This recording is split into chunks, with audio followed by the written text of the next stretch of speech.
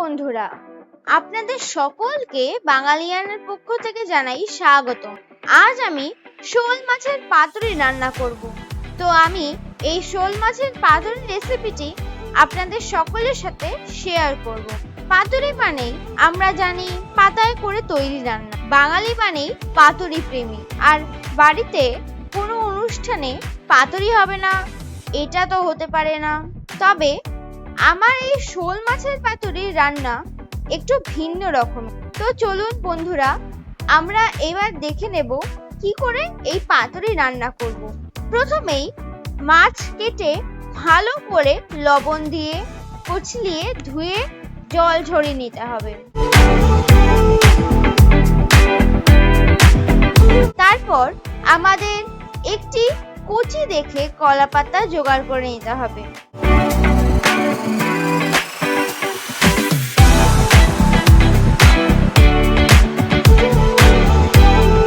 এবার মাছের মধ্যে লবণ ও হলুদ মাখিয়ে রেখে দিতে হবে।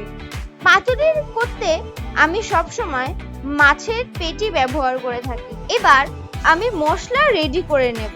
প্রথমে আমি 3টি মিডিয়াম সাইজের পেঁয়াজ কুচি, 1 টেবিল চামচ কাঁচা লঙ্কা বাটা, 1 চামচ রসুন বাটা, 4 ভাগের 1 ভাগ চামচ লঙ্কার গুঁড়ো, হাফ চামচ লবণ, 2 চামচ পেঁয়াজ বাটা, 2 টেবিল চামচ সরষের তেল দিয়ে ভালো করে মেখে 15 মিনিটের জন্য রেখে দেব।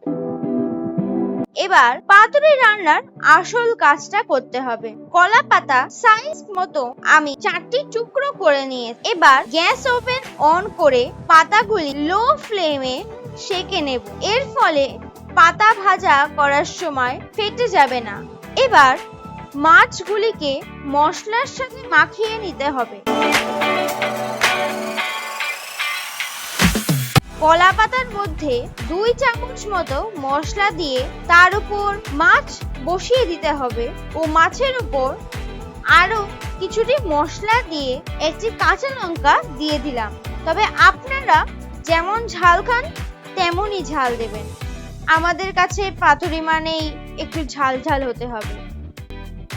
এবার কলা পাতা এইভাবে চারিদিক থেকে ফোল্ড করে টুথপিক দিয়ে অথবা বাড়িতে থাকা মোটা সুতো দিয়ে বেঁধে নেবেন।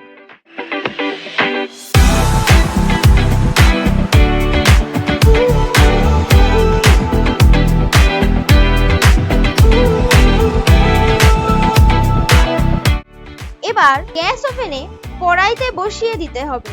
লো মিডিয়াম ফ্লেমে কলা পাতায় মোড়া মাছ কড়াইতে দিয়ে তাতে 4 ভাগের 1 ভাগ কাপ জল দিয়ে প্রায় 30 থেকে 35 মিনিট ধরে ধীরে ধীরে পাতায় মোড়া মাছগুলো সেঁকতে হবে।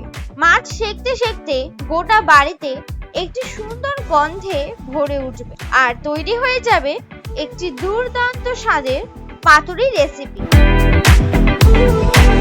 আপনারা বাড়িতে এইভাবে রান্না করে দেখবেন ও কমেন্ট বক্সে আমাকে বলবেন যে আপনাদের কেমন লাগলো। আর ভিডিওটা যদি আপনাদের ভালো লেগে থাকে তবে লাইক, কমেন্ট ও শেয়ার করতে ভুলবেন না। ধন্যবাদ।